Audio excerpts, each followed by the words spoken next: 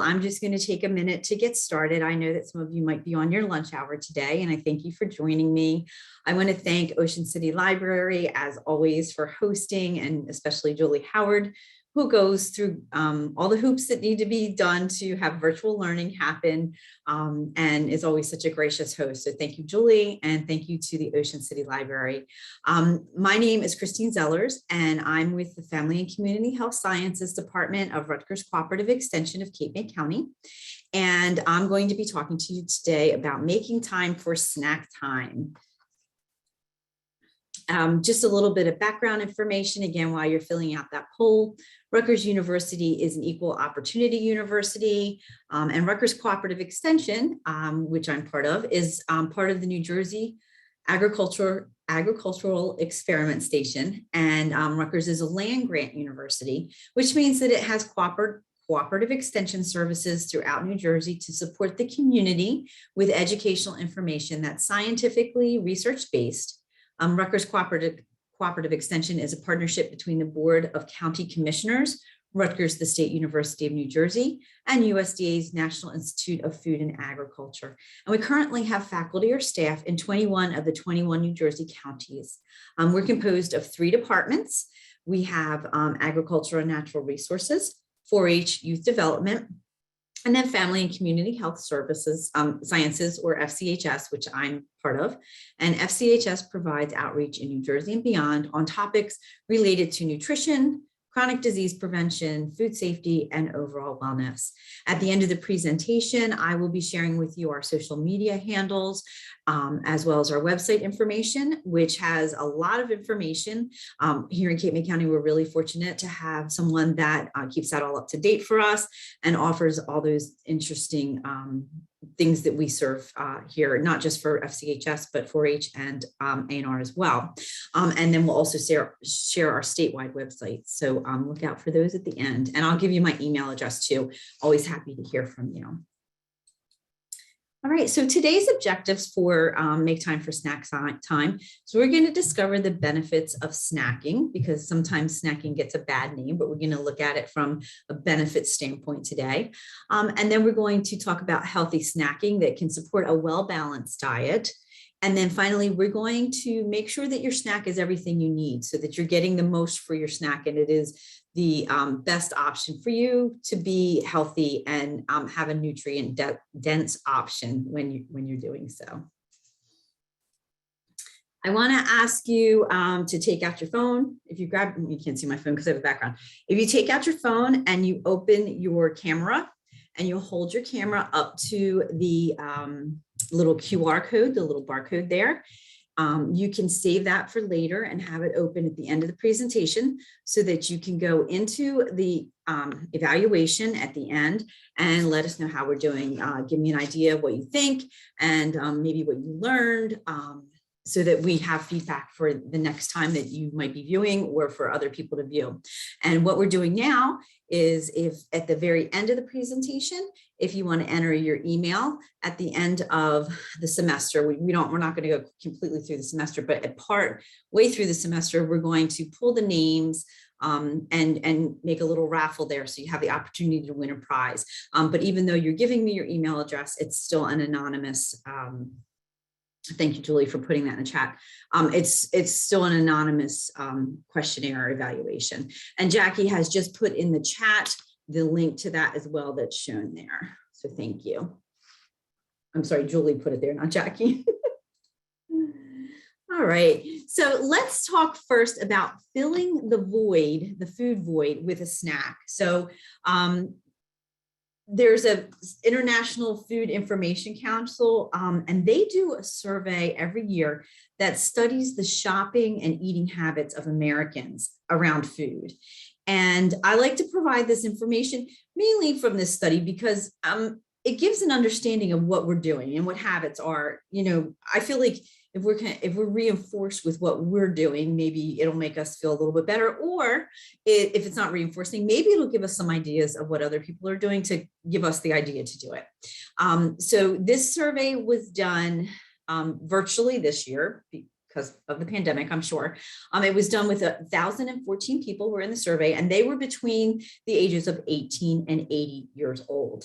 And I will mention, you see at the top there that the frequency of snacking has stayed steady in the last year. There was a jump. When I originally wrote this presentation, it was back in 2019, and I used statistics from the 2019 version of this. And then when I updated it for 2020, there was a surge in snacking, and logically so. A lot of people were homebound. We were around the refrigerator and the cabinets more, so we probably would get up, and instead of walking to the copier, if we were working from home, maybe we walked past the fridge and had a snack. So snacking did go up in 2020, and it's been a little bit steady in 2021. But again, a lot of people are still working from home, and circumstances has changed, so that might be why it's a little bit up from the 2019 survey that they did. So to give you an idea, in 2021, the results remain steady, like I said, but as you can see in the information here, 32% of the people surveyed said they snack once a day. 25% said they snacked a few days per week. So not every day of the week, but a few days per week. And then another 25% said they were snacking once a week or less. 22% reported snacking multiple times during the day, and only 8% said that they never snack. The survey also found that people snack for time frames. So people are snacking between 3 and 5 p.m. So that afternoon lull time, which is, as we're going to discuss, is a big gap between if you have lunch at noon and then you're not having your meal till 6 or 7 at night. That's a long time to go without food for energy. So they found that people do snack in that time frame between 3 and 5 mostly, and then again at between 8 and 11 p.m. they're snacking. So, and I'm sure that has something to do with downtime and maybe just being around the food more or something like that. As we're going to see in this presentation, there's good ways to add nutrient dense food to your diet to make up for where we might be missing food during the day, like in food groups or things like that. So we'll talk about that and how to make snacking part of your day as a healthy part of your day. Also in this survey, they asked different questions like, why are you snacking? So in 2019, people were saying that they wanted something more nutritious. They wanted, to eat something nutritious. And so they had a snack to do that. Also, people said that they get hungry between meals. Like I said, the last slide, that's pretty common because we can tend to go a big span between when we are eating our meals, if we're only eating 3 meals a day, or maybe 2 in some people's cases. And then finally, they want energy because we do have that energy depletion. So I want you to think about, when you're snacking during the day, or if you're snacking. And I also want you to think about, as we talk, just, to have ideas. So if you're thinking about it, then some of these pointers might give you a good point of reference. But also think about, how you use it to fuel up. So if you want energy and you're having a snack in the middle of the afternoon, that 3 to 5 time period, I know that's when I get a little bit hungry and I also am lacking energy. If you're snacking during that period of time, what you snack on could be really critical, because if you're having something that's really sugary, like we'll talk about, that might, offset your energy levels, but it also could cause you to crash as you move through the rest of your day. And as you can see with this chart, also provided by the IFIC Foundation, there's many reasons why people snack. About 12% surveyed said that they snack to have something nutritious, which we talked about. And 25% of the people surveyed said they crave something sweet. So that's why they're eating, which I'm sure people here can relate to. I know I can. Again, and a lot of times that could be, that sweet craving might be a craving actually for energy. Maybe you had a bad night's sleep, or you're, been really active all day or something like that. So you're craving that sweet to try to get energy. So we want to talk about, as we go through and think about as we talk, how you can have other things than a sweet treat that are going to burn really quick and not really give you that sustainable energy and nutrients that you need. And then they also said that salty snacks cravings were right there at 25% as well. And since people are contributing their snacking to cravings, it might not always be the proper plan to snack when you're craving. It might be a better idea to hit kind of headed off at the pass and eat a snack before you get the craving. So consider the reasons that you're snacking during the day. Like think about some of these options that they have here too, and how these habits might play into your role and lifestyle every day. And as we discuss ways to change that up and maybe reduce cravings and things like that, one of the greatest things to do is pack something ahead of time and have it ready before the craving hits you, so that you're not reaching for something that might be not quite as healthy as you might prefer. Picking the right snack can really contribute to a healthy eating plan. It can be part of a good, healthy eating plan, just like a good, healthy, nutrient balanced meal can be. So choosing a healthy snack can prevent hunger, and it can stop you from binge eating and reduce those cravings, like I said.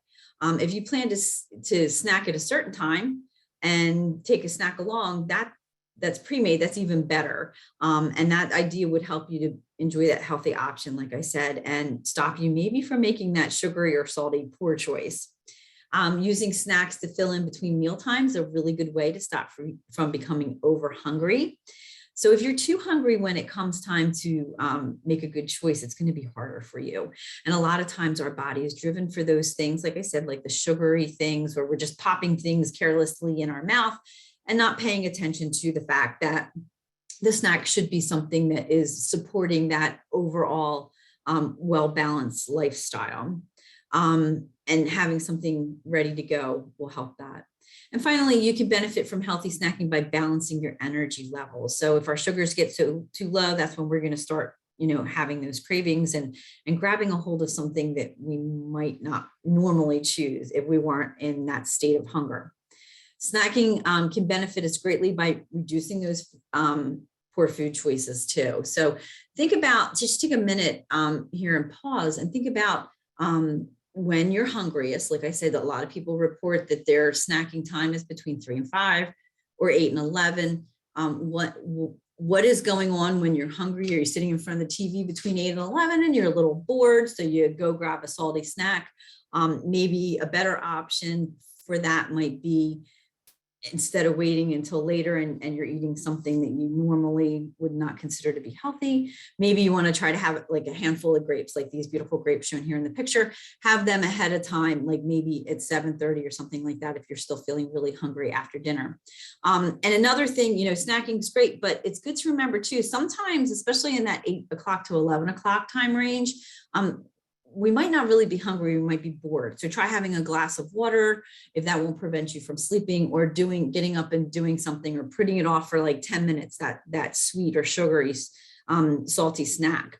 Because if you put it off for 10 minutes, then maybe that craving you're having will show you that you're not really hungry, you're just a little bored. Because we want to use snacking to benefit in between meals, not to fulfill cravings, right? The USDA My Plate recommendations for a healthy daily meal plan include the 5 food groups that are shown here at each meal. And sometimes eating those food groups is really hard to get them in at every meal. And I always feel like breakfast is the perfect example of that. It's really difficult for most people when you're eating breakfast. You're not thinking about eating vegetables. So, you might have for breakfast, say you're having,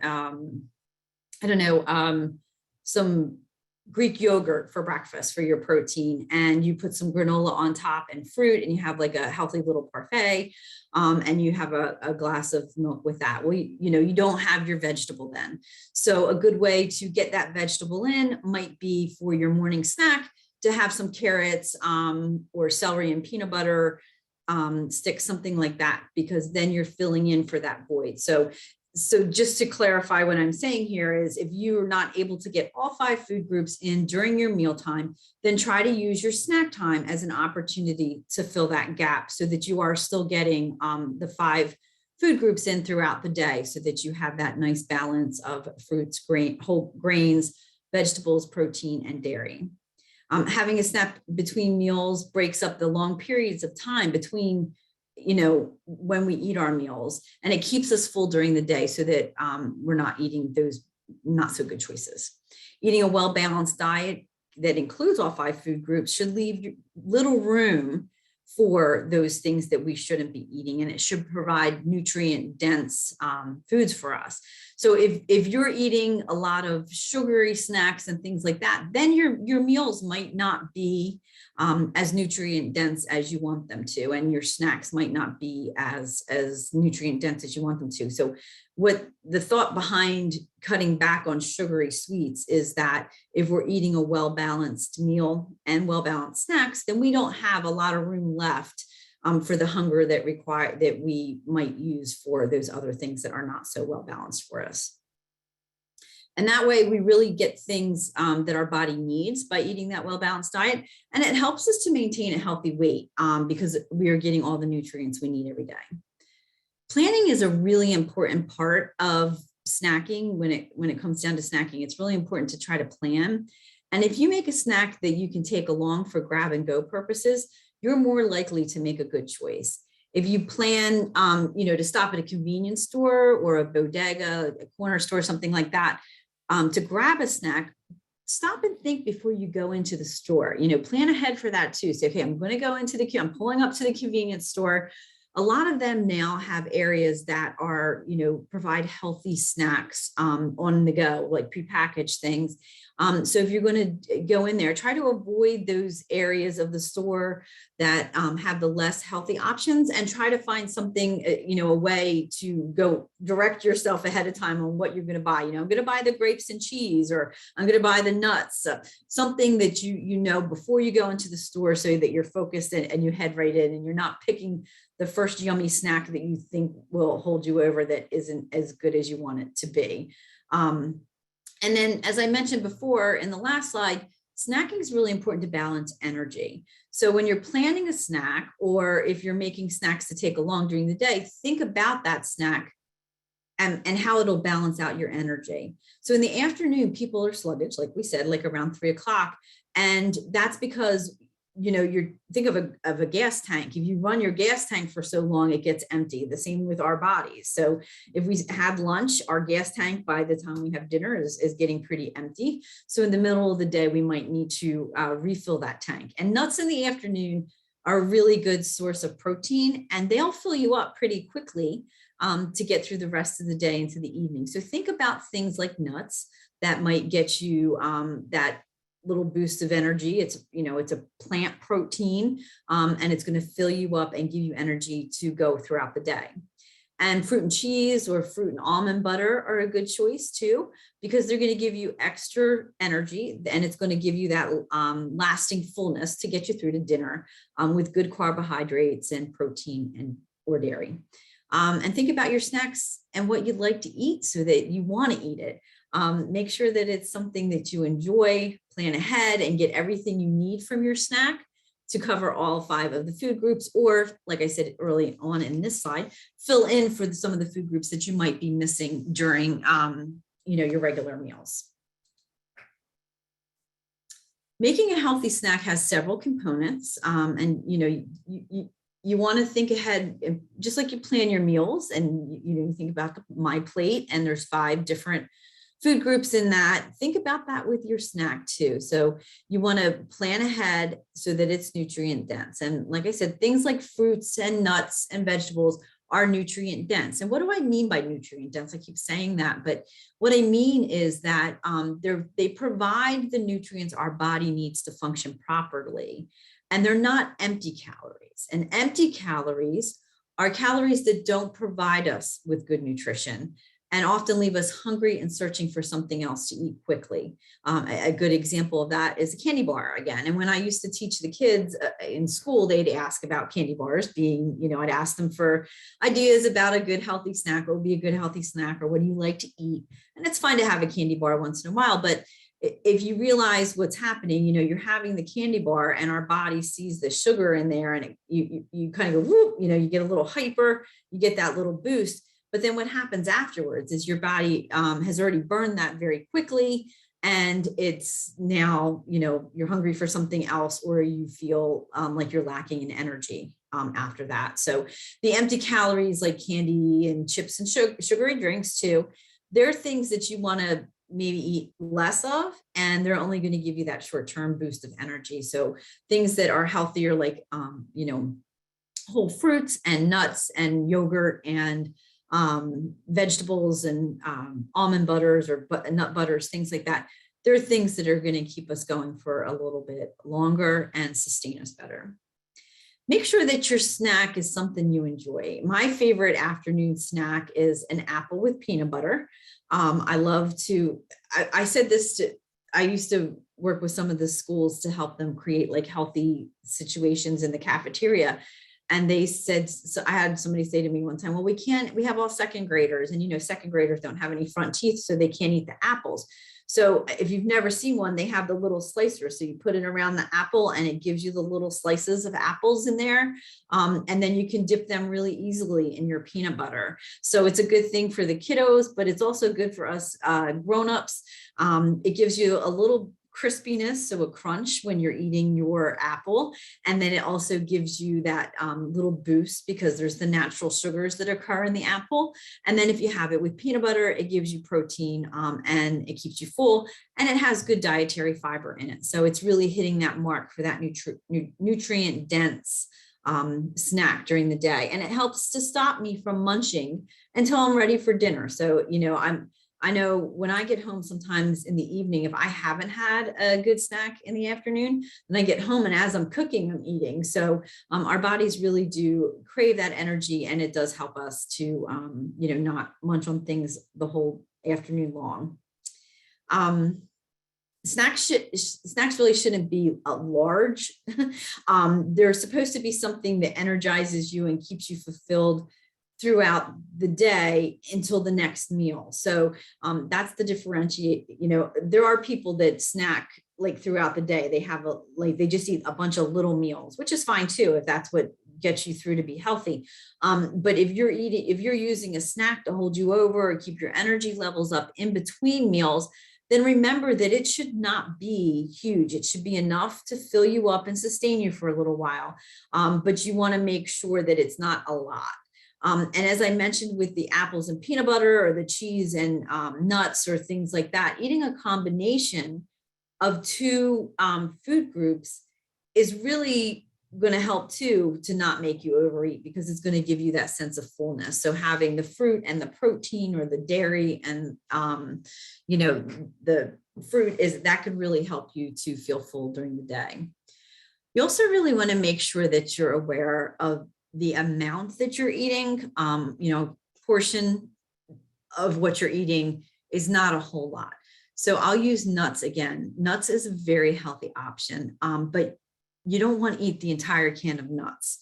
I think the best way for me, this is what works, but, and there's recommendations on this, but if you get, you pour them in, say you have peanuts and you pour them in the lid or something so that you set aside and you're not just eating from the bag or the can or something, that's going to help you to not eat as much. If you're eating in that 8 to 11 time range that we talked about, and maybe you're in front of the computer or the TV and you're eating from the bag, you're most likely going to eat way more than you should be eating. So you want to be cautious to, maybe measure that out and not start eating just from the bag, but make it so you realize how much you're eating, so that you're not going overboard and you're staying within that snack size versus eating a whole meal worth of calories in one sitting. And again, even something that is healthy could be detrimental to maintaining a healthy weight if you're eating too much of it. And, it's a place to enter with caution, I guess is what I should say. So planning ahead can really benefit us greatly when it comes to meal prep, but also when it comes to snack prep as well. Taking time to pre-slice vegetables and put them into snack-sized Ziploc bags can help to create a grab-to-go snack.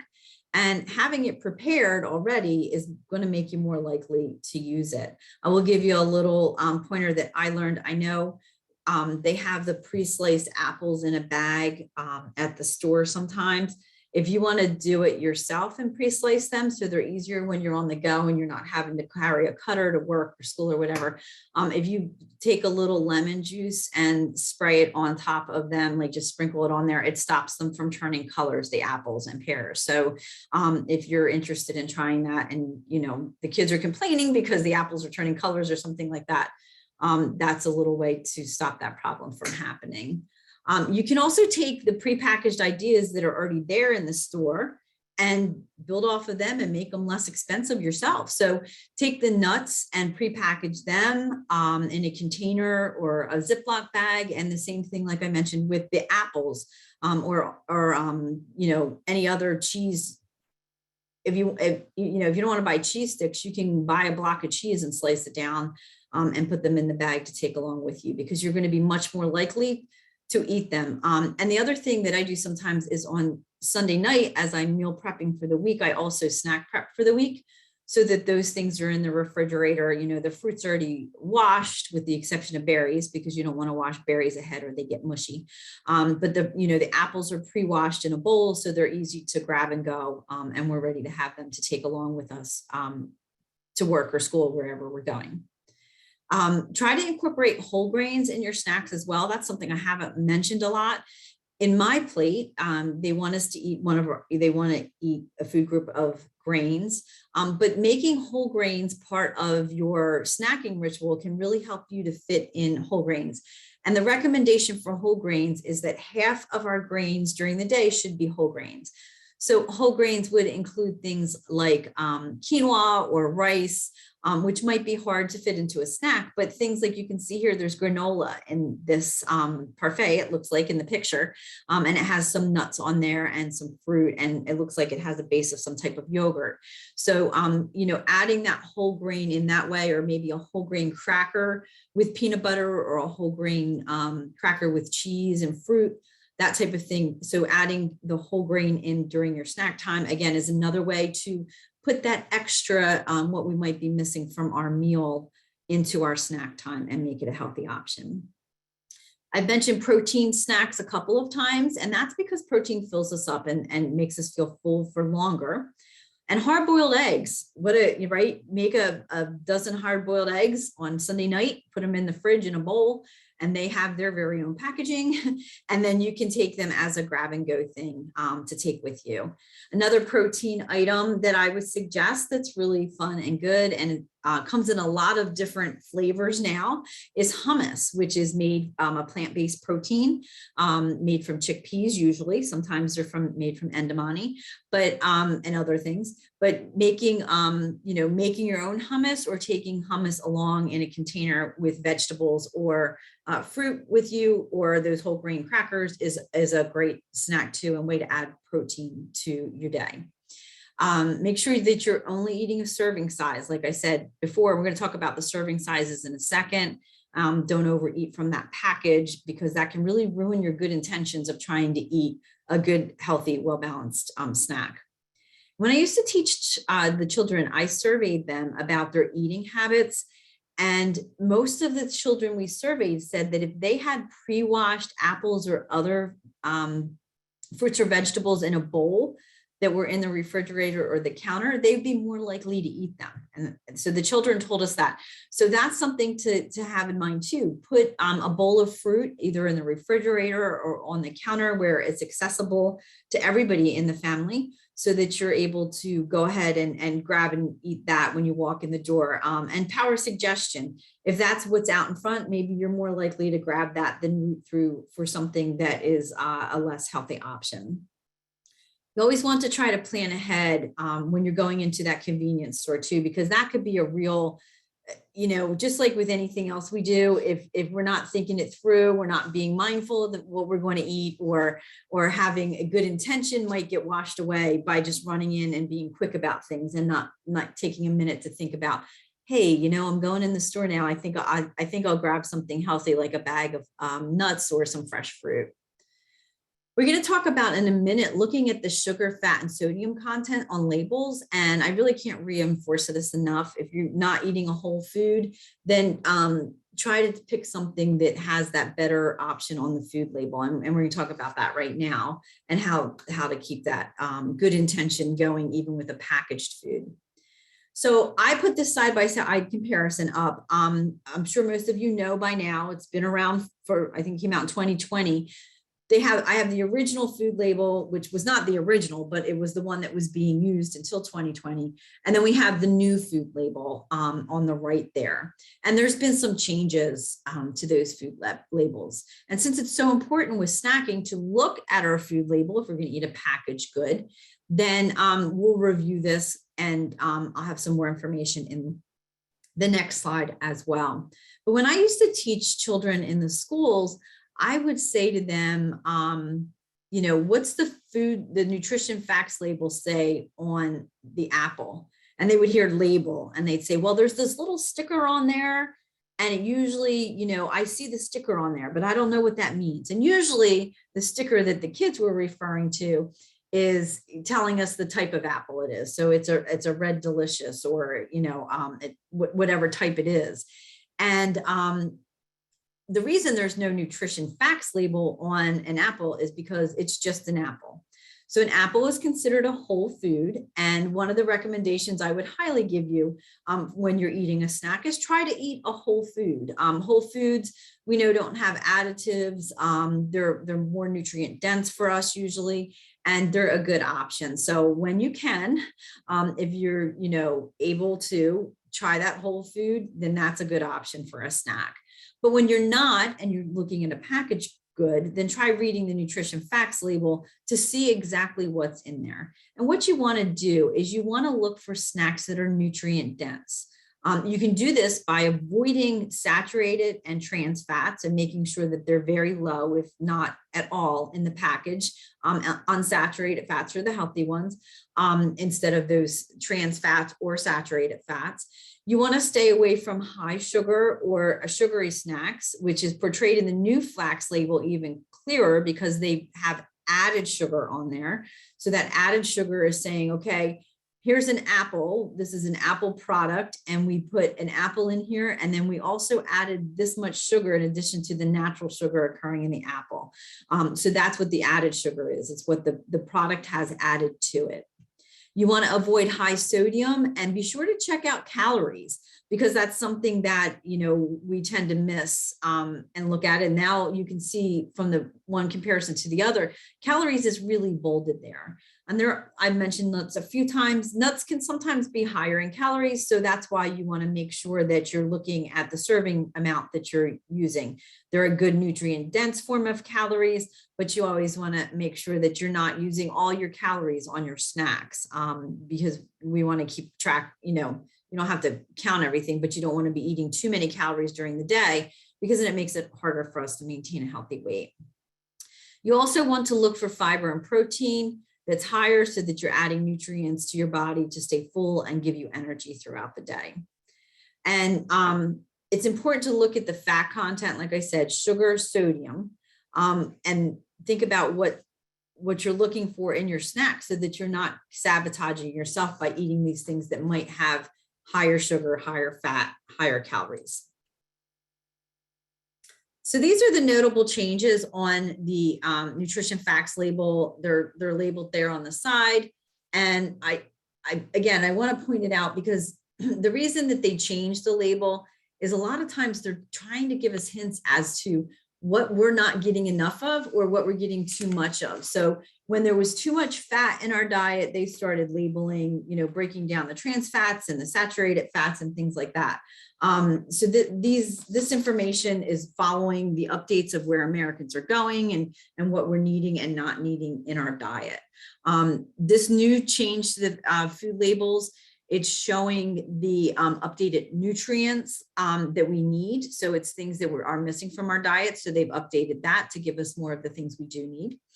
And then they bolded calories, as I said before, because we were eating very high amounts of calories, and calories are energy. So think of calories going into your body, and we want to be able to burn those calories. So they're giving us that information so they know how much energy we're putting into our body. It differentiates the total sugar and added sugar, as I said in the last slide. And now they're making much bolder the serving sizes. And so serving sizes are so important, but it's important to remember that the serving size on a nutrition facts label doesn't mean it's how much you should eat. It means it's the average of what the average American eats. So for instance, I know the yogurt that I eat, it says that it's 1/3 of a serving for that yogurt. So that's what people usually eat, is 1/3 of a cup. So that might be more or less for you. And it's going to depend on your activity level. It's going to depend on your gender, and it's going to depend on your age. And if you go to myplate.com, there's a chart there, and it will help you to figure out how many calories you should be eating to maintain a healthy weight and stay fit throughout the day. And again, with the calories, if we're bringing more energy in, then we need to burn more energy out. And the nutrition facts label is an excellent way to help you make good choices for what you need in calories. So I strongly encourage you, for a healthy snack, I strongly encourage you to look at the nutrition facts label if your snack is from a package.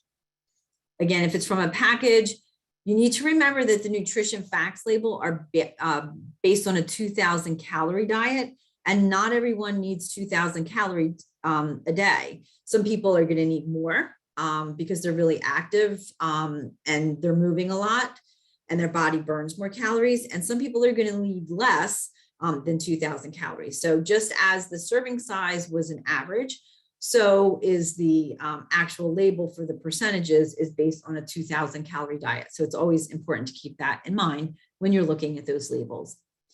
Make sure to aim low in the areas of saturated fat, trans fat, and cholesterol, and as well as sodium, but aim for more in vitamin, minerals, and dietary fiber, because that's going to help you to create a better overall healthy snack as you eat. All right, we're not quite done yet, but I do want to ask you to please, again, open your camera, your phone with your camera, if you like, hold it up and it'll bring up a little survey for you. The survey, I took it, I had somebody take it for me. I said, how long did it take you? It takes less than 2 minutes to take this survey. It's an evaluation of the program, and it's really helpful for us to know what to change, what to keep, who we're reaching and whatnot.